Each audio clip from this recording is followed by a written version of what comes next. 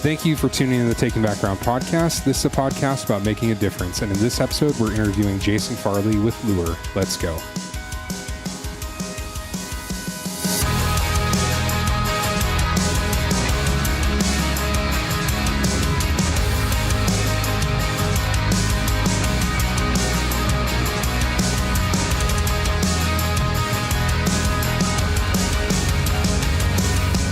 Hey everyone, welcome to the Taking Back Ground podcast, where we equip men to be leaders in their life, their home, and their city to leave a legacy and make a difference. Let's make a difference tonight. Well, I thought I'd come in soft. Usually I come in like, usually you're pretty strong with it. Yeah, it's really off a little bit. Let's make a difference. difference tonight. Shibby-dibby-dibby-doo-wah. So tonight we have our friend Jason Farley with us from Lure, and we're excited to talk to him about some of the fun stuff that they're working on to transform the media industry right here from little old Spokane. Little old Spokane. And I guess Moscow, Idaho, and is John Speed in better. Texas? Yeah. Okay. Yeah. So we'll just claim Spokane though. Yeah, Spokane's, I mean, it's the best of all of them. It's especially better than where our CTO, Nathaniel, lives in North Carolina. Ooh, North Carolina. Way better than that. Humidity, Yeah. heat, and bugs, and I guess Hurricanes alligators. and Yeah. I mean, there's all Well, I'm like the pretty sure worst that's, part. and the entrance to hell is like right there in the Blue Mountains. Right. So Right there. it belches into North Carolina regularly. So Nice. So before we get too far into this episode where we're talking about transforming the movie, TV, media industry, I wanted to get a little nostalgic with you and ask what your favorite memory from the Blockbuster days. That's a good question. That's a really good question. Because it's a very nostalgic era that we live in. So we have a lot of people that are sort of dislodged from their own life. And so they're looking at nostalgia as a way to find their identity. And I'm one of those people. Yeah. So The world has changed so much in the last 30 years. It's crazy. Just the way we even find media. I remember, I'll get to your question, but I remember watching the Saturday Night Live when I was in 7th, 8th grade, somewhere around there. And the musical guest came on and writing down the name and then biking down to Hastings. Yes, Hastings. to get the CD, right? Yes. And being like, I'm looking for oh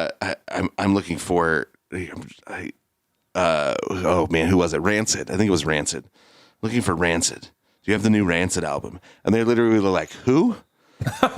Dang it. It's not in the R's. It's not anywhere. And so they're looking it up and they're like, well, it's not even available to order yet. Then going out to 4,000 Holes. Having to get my mom to drive me to 4,000 Holes, and they could order it.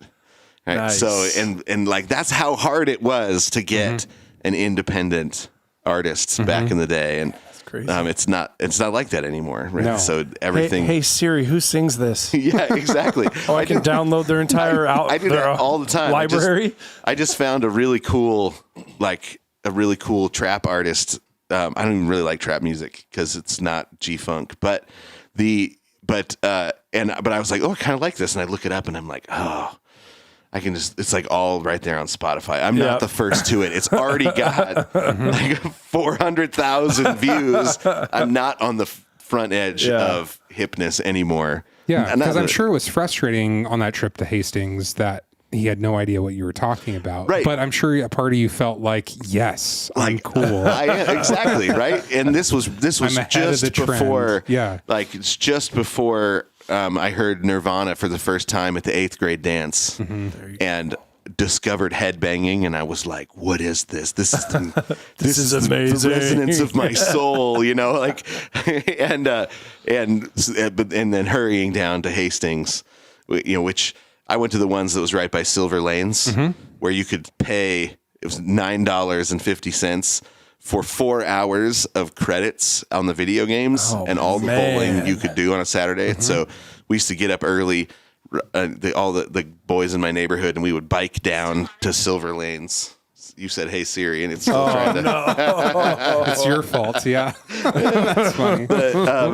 And it, yeah, and you could pay for like, we would bring a $10 bill and we would get change. Yeah. It would be 4 hours of video games and bowling, and they would come in and they would like add credits in the machines. It was like, because I didn't have, because my mom knew that video games rot your brain, so I didn't have a system at home. Oh man. But we went everywhere on our bikes, and like the world's different. Kids don't get to experience some of that. I think that's why Stranger Things is, kids love it, because back in the 80s, you didn't think to talk to your parents. No, You're like, there's a monster. We should build a machine that captures it. Like I used to build those machines in the woods behind our house, just in case. Just in case, you never know.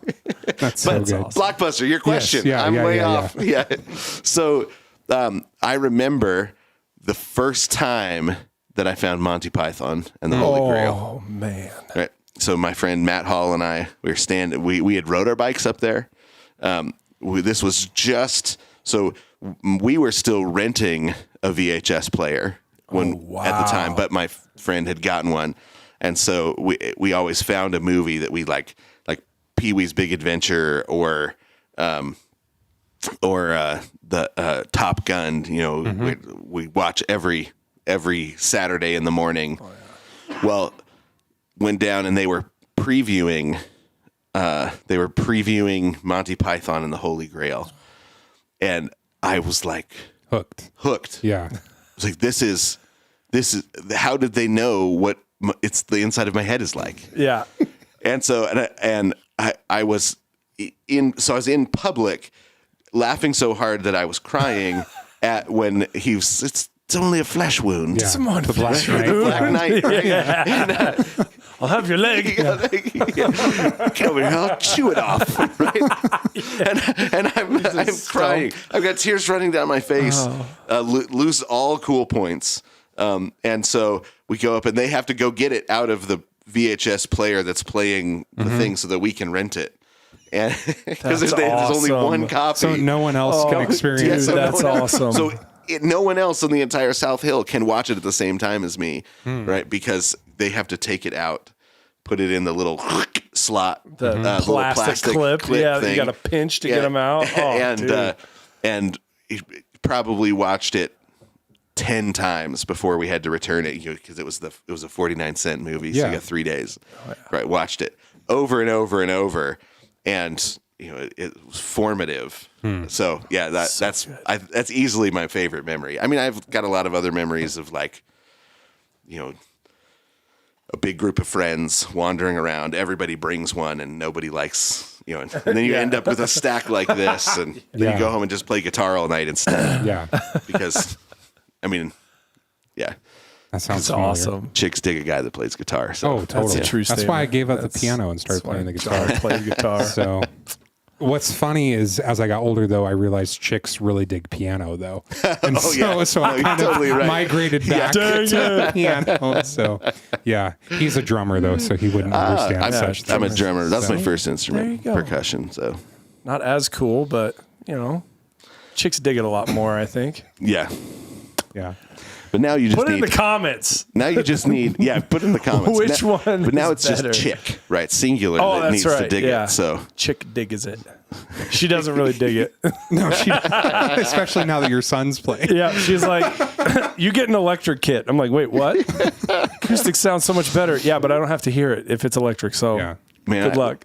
My mom had 3 drummers in the house at once, and man. she's a saint because she let us all set up sets. We'd play all at the same time. Oh, serious? Yeah, and she's a saint. She's just like, it was great. This is my kids doing art. That's awesome. That's cool. Yeah. All right. Well, if you have any thoughts on the best instrument or best Blockbuster memory, leave us an email. Check out our website. I can tell you what it's not. What is it? Piccolo. Piccolo? Oh, man. Yeah. If you meet a guy that plays piccolo. I think I man. know a guy that plays piccolo. Tim? I think Tim. Oh, yeah. He plays every woodland woodland. Instrument. It's like a little He's actually a satyr. fawn. Yeah. He's a wood nymph. Did you ever meet Mr. Tumnus? This is Mr. Timnus. Anyways, leave us an email. Solid. That's solid. takingbackgroundspokane@gmail.com. You can check out our website, takingbackgroundpodcast.com, and find all of our episodes in one place. Check out our blog, some of our upcoming events. Also, sign up on our Patreon, patreon.com/takingbackgroundpodcast, where you can tune into our after show in the trenches and other bonus content. Did you lot get of business. the? I got yeah, it I was all. going to say, Yeah. you got the business out. Got you the good? business in. Tonight's Done. Bible verse is Matthew 13:34-35. All these things Jesus said to the crowd in parables. Indeed, he said nothing to them without a parable. This was to fulfill what was spoken by the prophet. I will open my mouth in parables, and I will utter what has been hidden since the foundation of the world. We always have to tie in some kind of Bible verse into, what we're talking about. Talking storytelling. Try to. Storytelling, and that's what I was Reveal going the with. hidden things. Yeah. So, Jason, we're really excited to have you here. You're a screenwriter, comedy writer, and poet from Spokane, Washington. You pastored for a decade before becoming a writer. You've been married for how long? 23 years. 23 years. That's awesome. You have 4 kids, ages 19 down to 12. Currently, My oldest just turned 20. Oh, she just turned 20? Okay. Since I wrote We that. need to update that then. 20 down to 12. Happy late birthday to Jason's daughter. So he works for Lure TV as the chief content officer and Inland Northwest Film Studios as they build sound stages dedicated to film and television in Airway Heights, Washington. Nice. He moved into his childhood home in 2016. That's kind of cool. And That is enjoy awesome. Super fun. martinis I love martini. and conversation.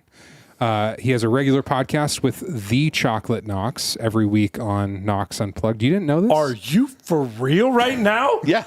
Dude, I love Chuck Knox. Oh, me too. Dude, Yeah. he's hilarious. He's one of the greatest guys around. It's a dream to meet him. So check it out, Tommy. Knox Unplugged about Gotta go to poetry, Moscow, though. I can make it happen. culture, and the Dude, that would be full awesome. Christian life.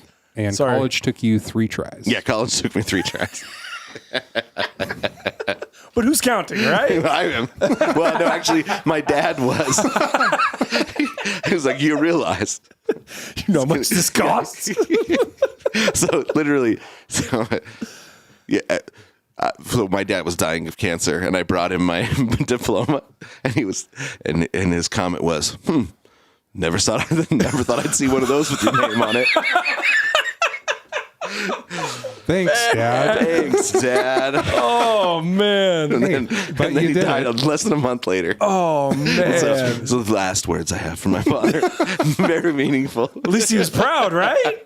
Kind of. No, Kind of. he was proud. He was a great dad. It's just awesome. it just was a surprise to everyone Yeah. that I ever actually made you it through college, finished. because first 2 times didn't go so well. So Yeah. Third time's a charm. third time's a charm. Right. You didn't go to WSU, did we you? always joke because Not a lot of people make it out of there.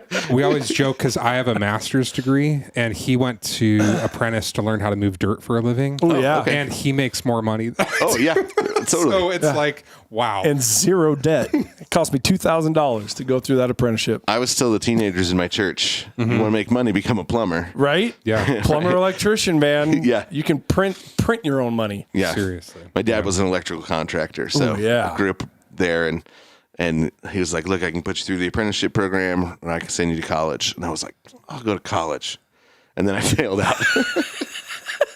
Should have gone with the apprenticeship program. Say, I wonder how many So, times yeah. it crossed his mind. I should just throw him in the apprenticeship program.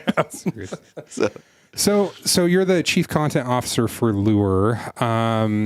A lot of our listeners will have no idea what that is. Yeah. And so why don't you just tell us what exactly you guys are building? and Quick doing. summary. So we're building. It's a new streaming service It's launching. We're weeks from launch now. We're getting very close, and it is a streaming service that is built by the subscribers. So if you have a Netflix subscription, then they take a little more than half, 60% of your subscription money, and they go make content, and they go get distribution deals with content that's already been made, and there's an executive at the top. They've got 3 groups that filter the content, and then it all goes up to one executive at the top that makes the final decision, and that's how they decide how to spend.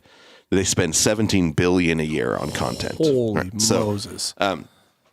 and take your shoes off. It's a holy Moses moment. I was going to say. Yeah. So a lot of money. But the problem is they also consider 1% viewership a hit. So if they can get 1% of their audience to watch it, then it gets a second season because that's considered a hit. Which means people don't like most of what Netflix makes.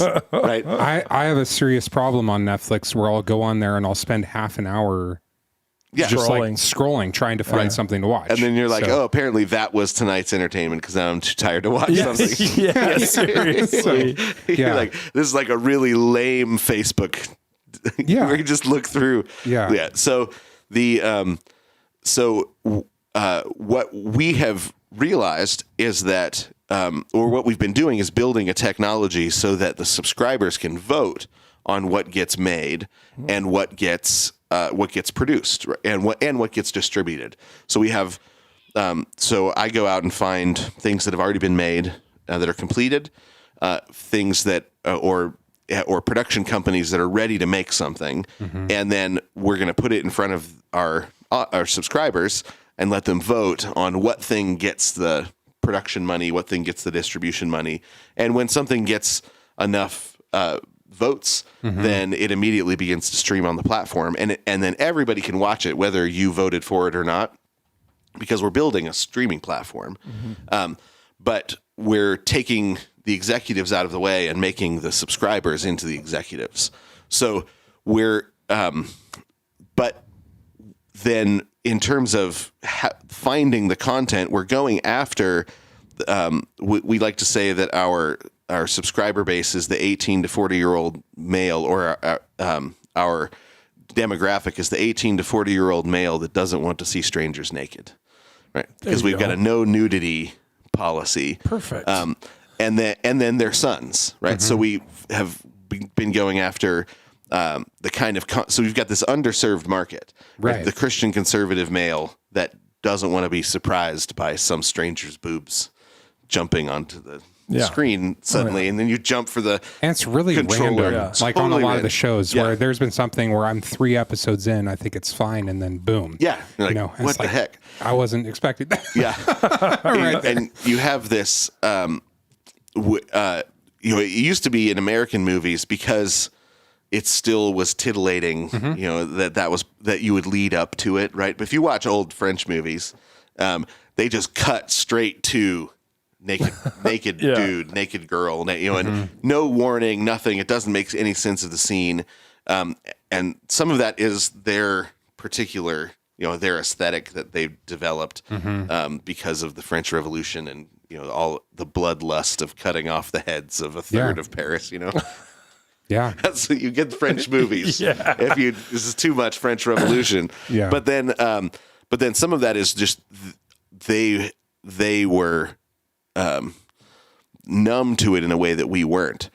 But the problem is now the filmmakers were trained on those movies, right? Because if you want to know how do you make artistic movies, you go there. And French, or Italian, or The other thing that a lot of people don't realize is that if you're trying to get into movies, and let's say you want to become a second director and you just need more hours directing a scene, there's down in LA, there's an entire pipeline that says, hey, you're getting pretty good, but you need your hours. Go work in porn. Oh, sweet Moses. And get your hours there, and then come back once that's how they learn the technology, learn the set craft, and that's how you get movies like Caligula, where it's like this doesn't make sense and it's terrible trash, right? And but they've see that those worlds collide, right. But so by the time in the Hollywood system, by the time you get to that top level, you've been numbed to all of that, right? So in the current system, so their pipeline includes. A major part of their pipeline includes pornography. So we're trying to actually build an entire pipeline apart from Hollywood. So we're but the reason that Christians and conservatives haven't been able to is because distribution has been owned by Hollywood for a long time, right? And what unfortunately the conservative impulse is to say we're going to stop them. That hasn't worked. Yeah. No. Not only has Or it even not how worked, it's, or we're going to make an alternative. And so you get like to movies what CCM was to yeah. Well, but secular music. Back But here's what's really interesting is the money for CCM and the money for the faith-based genre all came from Hollywood. They were willing to pay us to stay in our lane and provide the funding and then there's make a money on market the for it. distribution because they know there's a market for it. Yeah. But as long as we stay in our lane, right? So faith-based became a genre. But the reality is everything is faith-based. It's just a question of which faith, right? So you have this, and so rather than saying, let's stop them, saying, well, they're driving towards a cliff, just let them go. We don't need to stop them. But what we do need is to free up Christian and conservative artists to be able to make the movies that they want to make and make, we like to tell our artists, just love God and make what you want, right? Be driven by the folks on the left. They're driven by a belief system, a faith that they have, right? And we often we are driven by responding to them rather than being driven by a faith system that we have. And so, but some of that is because we need their money. Yeah. We need their distribution channels, right? So we set out to create a funding and distribution platform that made it possible for a pipeline to be created that doesn't depend upon the Hollywood system, and can focus on telling stories rather than focus on responding and criticizing, which is what we've generally done. Oh, yeah. But it's easier to be a critic than a creator. Yeah. Right. And so saying, let's get over here and just focus on developing the skills to create, developing the pipeline to create, and getting the chains off of Christian and conservative artists so that they can say, I'm going to tell this story. And then you really find out whose story is going to win. Right now, because your our story- subscribers are voting for what they want to see. Exactly. So essentially, you're building a platform that reaches out not just to the consumer in giving them what they want. You're also giving freedom to the creators, Right. so that they can do like what they want. Yeah, so they can come to the audience and pitch what they want to make. And if the audience says, I'm not interested in that at all, then it doesn't get made, right? Because they're not creating something that's resonating with an audience.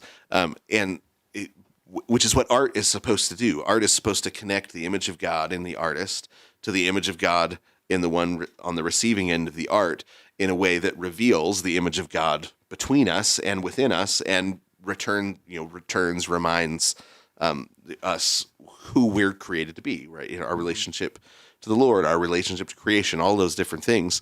That's what great art does, right? You sit down, you listen to Bach's St. Matthew's Passion, and the image of God within Bach and within the musicians playing it resonates within the hearer, right? And we're moved by it. We're reminded who we're supposed to be by it. You know, all of that. When art is great, that's what it does. And we have gotten away from that and have said, what sells? Well, we can sell, a puppy, a horse, a little girl with cancer, and a car wreck. Let's make a movie about those things, and then you get 100 Christmas rom-coms. You get the Hallmark Channel. Yeah, you get the Hallmark Channel, exactly. The Hallmark Channel rakes in money. Oh, right? yeah, they Yeah. do. Yeah, definitely. But It's got a predictable. formula. It's predictable. And there's a formula. And so my wife gets mad at me anytime I'm like, okay, this is going to happen. And I call things out 5 minutes before they happen in Yeah. the film because it's just a formula. Yeah. Yeah, but there's nothing wrong with the formula, right? Because the blues has a formula too. You know what's coming. but you can still get great art within it. Yeah. And like disco was a formula. They actually would just have they would have the drummer lay down. A drummer would come over and he'd lay down like 6 versions of a drum beat, and then they would pass it off to a bass player who would write down 6 versions of bass, and then by the end you'd get there and then be like, well, what word should we put to this song that we have now, right? So there's get a down to formula, Yeah. right? Get down. That's funk. That was more of a collaborative process. Disco was more commercialized, but you still got some great disco songs, Yeah. right? Then there's still some great rom-coms out there. That's not the problem. The problem is when we say, hey, we're going to make a faith-based movie, and so we say, well, here is the formula for a faith-based movie, right? And it's it's like really it's just conversion porn, Yeah. right? It's just like we like.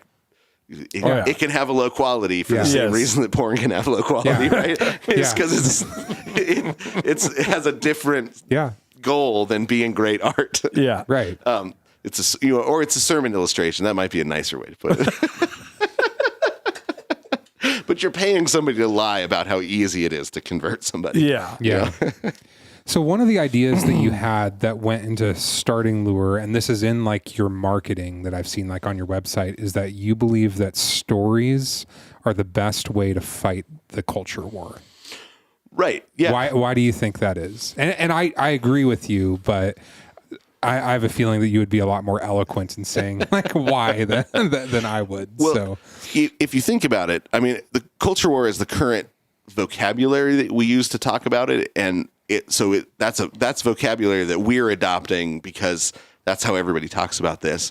But the reality is the storytelling battle has been going on since the Garden of Eden, right? And that's what it began as. Hath God really said, right? That's a storytelling battle between the serpent and Adam, and God, really. But Adam, he is supposed to be deciding between these two stories properly.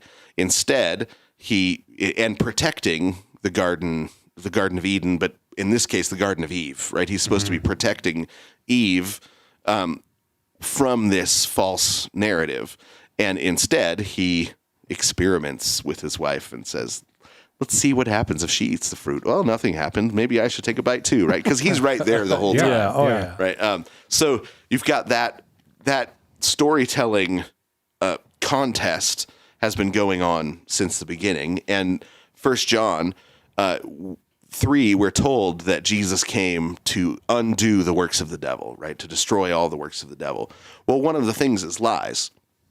But the lies don't come in the form of, hey, you should go commit adultery. It'll be great, right? It doesn't start there, right? It starts with Act 1, right? That's Act 3 of the tragedy. But Act 1 of a great example of this, Tom Wolfe, he wrote a book called The Bonfire of the Vanities. okay. So an incredible novel, and it starts out with a series of different men, and you're in their head, and they're explaining the justification of the adultery that each of them are about to commit. And then the rest of the novel is proving how each of the lies they told themselves were lies, right? So each of the lives unravel after they commit adultery. It's brilliant. The novel's brilliant, but he's combating the lies of Act 1 by telling Act 2 and 3 of those lies. That's how we are constantly telling ourselves what story we're in. We're constantly casting ourselves as a character in the story of our life. And we think that the culture war is a facts and data battle, right? We can just lay down the facts and the data and do the math. Yeah. And say, see, look this is really what's going on. Let me show you some statistics, right? Well, This is sad because I just did a sermon at our church like a month ago to men, and it was like, if dad goes to church, like the statistics are like 2/3 of their kids will grow up to be Christians, but if mom does, it's something like 93%. won't. Right. If dad isn't, involved. And so it's tempting to lead with the statistics, because we have been told that math is Convincing. reality. Yeah. Right. That math is that we live in a place of math and physics. Right. Math and physics is bare bones reality. And then everything else is something we add to it to beautify it. Right. But it's actually the other way around. At the base level, we're made of words. Right? God said, "Let there be light." Light is made of God's word, right? God speaks all these things into existence. We are God's living story. Right? So it doesn't make sense to say, where are the knobs and levers of this place? It's a math problem. That's going to be the knobs and levers. Yeah. Right. Yeah. The knobs and levers of this place is in story. Now, even using the metaphor of knobs and levers we've already said this place is more like a machine than like a flower that's sung up from the ground. Yeah. So something like My Neighbor Totoro, right, where he takes. My kid loves that movie. Oh, it's an incredible movie. But when Totoro takes the kids out and shows them how plants grow, right, with this like poetic roar, and it brings all the plants up from seed all the way to fruit. Right, it's this beautiful picture of let me show you. He wants to show them the heart of the forest. Yeah, and so he shows them the life of the forest growing, and it's this. God did the same thing with Adam. In the Garden of Eden, he brings him into this walled space that's empty, that's just dirt, like he is. And then he says, grow, and everything grows up in front of him. And so it says Adam watches God make the plants all grow in the garden in chapter 2 of Genesis. And he's supposed to, we know, because by the time you get to Paul, when in Colossians 1:6, Colossians 1:11, right? That Adam made of dirt is supposed to be fruitful, right? He's a dirt clod that's supposed to grow fruit, right? That's the story that God intended for Adam, and that story was embedded in what God did right before He gave him the first command. Now that tree, don't eat of it, right?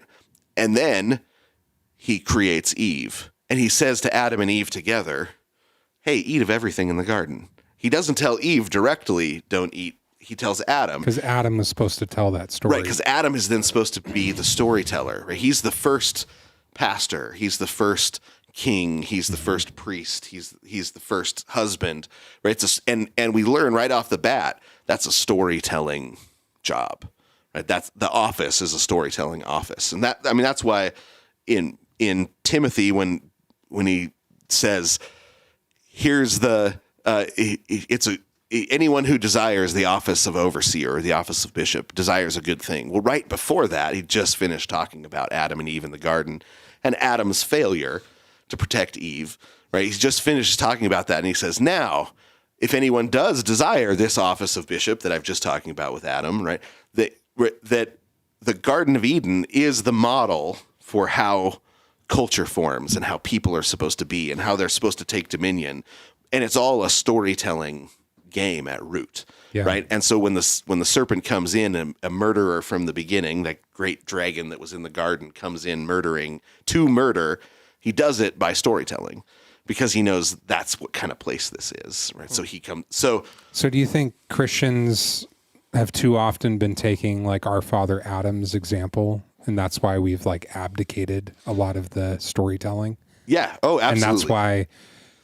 I mean, I think that Jesus is king and ultimately will win, but at this moment in Western civilization and history, we're losing, essentially. And do you think it's because we've abdicated that storytelling role? I think so. I mean, we have gladly let other people be at the head of the storytelling professions. Which historically wasn't always the case. Oh, Some no, of the best absolutely artists were Christians. Right. And the you look at the at the different times when you had like major storytelling movements, it was almost, and poetic developments, poetic movements. I mean, technological communication developments. Right, you've got Christians right at the center of all of that. Right, we didn't used to be afraid of getting our hands dirty and getting in there and working in these sorts of professions. But now we tend to think, well, we've got to keep ourselves pure. We got to keep. If we get too close, we're going to get some of them on us. When the reality is, they should be afraid that they're we're going of to get us. on them. Yeah, right. Yeah. The reason the that gates of hell won't prevail Yeah. against the Well, church. Yeah. And the reason that the priest is supposed to, he has to take a bath before he leaves the holy place is because it says, otherwise the holiness will get on the people and that'll be dangerous for them. Right. So the holiness presses out and it spreads. And, so we don't have to be afraid of developing the craft and getting in and getting out there. And even, right now, in order to learn the craft in a lot of ways, you got to learn from pagans. But that shouldn't be scary to us. Yeah. Because there's truth in there. There's truth in there, but also the storytelling technique. I mean, if a plumber said, I can only learn from Christian plumbers because there's secret Christian plumbing knowledge that we would never have any. We'd be in trouble, and we'd have a lot of clogged pipes that never worked properly, right? Yeah, we'd have the PureFlix version of plumbing. Hey, there's some good movies on there. All right, it'd be full of Actually, for the first time ever, a show came out and I was like, "Ooh, I'm gonna go get a PureFlix subscription for a bit. That actually looks good." It looks good. It's from the maker of Breakers. I can't think of the name of the show that was actually on PureFlix, but it was a lot of fun. I was like, "Oh, this is good. This is fun. I hope there's more to come." They got one. Yeah, they got one, right? So I think there are Christian filmmakers out there that are really good. Yeah. Yeah. There's I was no encouraged. distribution. I haven't seen this yet, but your colleague John Speed wrote a very positive blog post about the Jesus Revolution movie that just came out. I've only heard good things from filmmakers that are cynical, very cynical filmmakers who go and like, "Oh no, that was actually, they really told that story well." Right. And it's a historical story. So that gives them some freedom to do and say things that might not make it into a story if you were just writing it, but you got to tell the story the way it is. And so I've only heard good things about it from filmmakers. Christians are much better at being critics. It's true, creators. especially Reformed ones. So. Reformed ones, especially Baptists. I know. Yeah. Yeah, I'm just joking. So Presbyterians are pretty bad too. What are the best ways at this point for people to get involved with Lure, since it hasn't fully launched yet? I mean, they can go on and they can put their email in to be on the list. Our email list is growing really fast, and that's just type in lure.tv. LOOR.tv. Okay. They can go on there, and there's a place to put their email in so that they get a go sign up email as soon as it launches, and then they can get our incredibly divisive marketing, which is so much fun. I just love that you guys aren't afraid of stepping on the sacred cows. Not at all. Everything. I mean, we put out stuff on our blog that gets some people really upset, but it really encourages a lot of other people. Yeah, and it encourages a lot more people than it makes upset. But people that get encouraged are not generally the kind of people that are like, they're not the ones being loud. I want to go out and have a fight on Facebook now, right? Yeah. Because they're feeling encouraged. Yeah. They're not feeling bad about themselves. Like, I got to go make myself feel better by picking a fight on Facebook with a stranger. Yeah. So it's like that. It's like, we all know that guy that he's having trouble at home, and so he goes out to the bar to pick a fight. Oh yeah. Right? That's basically Work basically with a lot of Facebook. guys like that. Yeah. A really bad day this week. Let's go to the bar. Let's go to the bar. All right. Yeah. One big aspect of this podcast is we're talking about taking back ground in culture, for Christianity. We like talking about it in a local context. Yeah. And so I know you've been involved with some cool local stuff besides Lure. And so I was wondering if you wanted to talk about anything exciting happening with Spokane in particular, with TV and production or the film industry. And then what impact do you think Lure could have on our region? So Yeah. Well, so Spokane is a great city. I concur. I love it. It doesn't realize it's not a small town, so everybody's super friendly. It is the film community. It is very diverse politically, diverse in terms of its kind of. You've got a bunch of different ideologies, but artistically, everybody wants to make great stuff, and it's not like that everywhere. In LA, you have to fight to keep artistic integrity. I mean, I just was having a conversation with a guy yesterday who was saying it's amazing how hard you have to fight to keep artistic integrity. Well, what's cool about the film folks here is that you don't have to have those fights, right? You've got a director or producer can come in and say, "This is what I'm trying to do," and everyone says, "Cool, let's do it." Right? do it, yeah. It's a friendly, hardworking, great, and there's a lot of talent for a city this size. There's way more talent than there should be, and so in the process, my wife and I decided that we're going to just really try to dive in and be a part of the film community here, and build infrastructure, because that's one of the difficult things that the film community here doesn't have is the infrastructure. And so that happens in major hubs like LA or Atlanta, Exactly. or New York or different places. and so they have to do, so folks have to do a lot of traveling to, just keep their career. And so, or uproot their family. Yeah. So there was a really cool movie set in Spokane that just filmed in Georgia. So all the Sounds like Red Dawn. Do you remember, Oh, remember no. the Red Dawn remake? Yeah, And it's in yeah. Spokane. It's like, what are all those deciduous trees? Right? right. Wrong this side looks of the like country. Michigan. Yeah. But it's just an infrastructure problem. The Yeah. talent is here. People want to tell stories about Spokane. People like to film here because the city. Here's a good example. I did locations for a police action movie recently, and there was a scene at the end where they're blowing up the Spokane Convention Center. Right. So they're doing it all in post. That thing needs to be Nice. blown up. Hey, it's a giant boat, man. It could save your life at some point. I like the salmon art. Right. Yes. Yeah. Oh, Yes. totally. Yeah. Beautiful. But yeah, it's old. It's old. and the remake of the Opera House, so they can bring in stuff, is really cool. But the Well, and convention center, they're building a new opera house or performing arts center in the valley. Yeah. I don't know if you heard that. oh yeah, So- the lady that's running it she's amazing. Cool. I'm really excited, and she has a vision for making drama available to kids year round. Yeah. Which in my industry, that's exciting. Right? Yeah. We need to find the young actors that are going to grow up and love the art and work Yeah. on their craft. And so we decided that we wanted to dive in and build the infrastructure that Spokane was missing.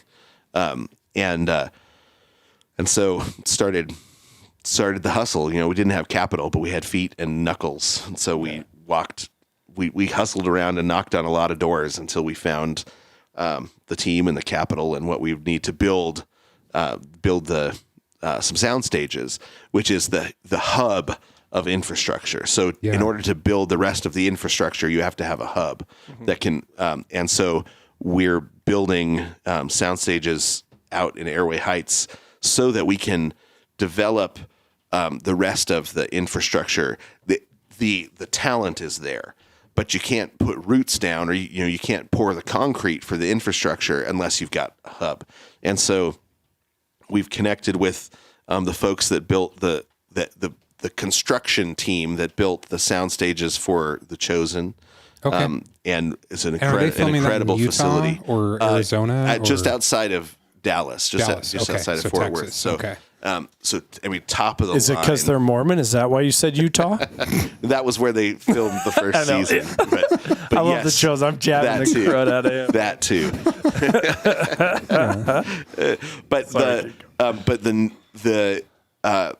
It's incredible technology that's cutting edge that these folks have developed, and they have licensed it to us. So it's the sound abatement technology that is a game changer, and so we're going to be we're basically just working out the funding structure right now to be able build the to build warehouses it. So we've that got the would land. house- Yeah, we've got the land. We've got the plans. We've got the city's backing. We have we just finished the engineering, and so we're charging forward on that. And that should establish the stake in the ground that you need to be able to pull the rest of the tent up for the infrastructure, which is it's going to be a huge blessing for the city of Spokane. Yeah, tons of and jobs. for the area. Yeah, I mean, And creative jobs. thousands of jobs, So- creative jobs. We've got some really great, consistent, high-paying jobs, and then most of the film industry is a blue-collar industry. That's perfect for our area. God bless them. Yeah, no, it is. I mean, that's where I grew up, right? That's my, and most people don't realize that because you think of like the director and the actors, but they're like They're a not tiny. thinking of the sound techs Yeah. and the makeup artists and the costume designers and and the set builders, and the yeah. costumers, and Yeah. and then the food production, a lot of truck drivers, right? It's an entire city that you have to build for every new show or movie, and so we're building sound stages dedicated to movies and television, and we're already starting to get interest from interest. People yeah. say, "Do you have a price and a timeline yet? I want to sign a letter of intent, right?" We want in. yeah.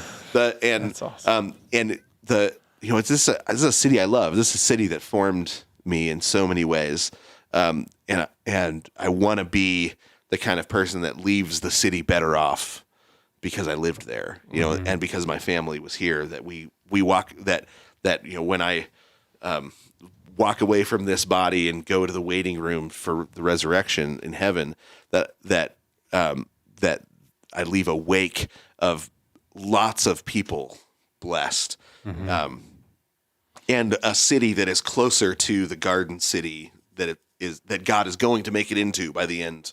Yeah. That it's closer to that. Yeah. Because of the time we spend here. And for me, that means building infrastructure. I mean, what I found is that I'm really good at not having money, and but bringing people together to a vision. Yeah. And it's a no-brainer once you get people to see how great of a city it is, how great the landscapes are, how great the sight lines are in every direction. I mean, there's no other city that in 30 minutes you can go from desert to mountain to lake to water, right? One of the films to a downtown corridor. Yeah. The downtown, you can point at one direction and it looks like DC. Point at another direction, it looks like Detroit. Not that you ever want to look like Detroit, Right? I was going to say, ooh, We've that must be a division, right? But I was talking to one producer who recently filmed here, is a good friend of mine, and he said it's the only place they filmed in the Garland district. He said we broke for lunch, and then and then we met back up in the woods, up in the mountains, and we didn't have to pay union travel fees because it was so close. Yeah. Everybody could just go grab lunch and then go meet in the mountains. Yeah. And he was like, I went from, a downtown, they were filming it as if it was a small downtown in a small city. Like Garland was Garland Main district Street, was Main basically. Yeah. Okay, yeah. Yeah. I mean, and just like the Garland district. Yeah. Such an incredible. Yeah, or Perry neighborhood, District, the same Perry thing. District. Yeah, what they're doing in Browns Edition right Yeah. now. Even what they're doing like on Sprague. Off of Freya. Oh, no, yeah. like closer, like to. I mean, I guess if you're filming, we could talk about that. That's another. depending on if you're filming a post-apocalyptic Right? zombie movie. We've got something for every Yeah. genre, Yeah. right? But it really is.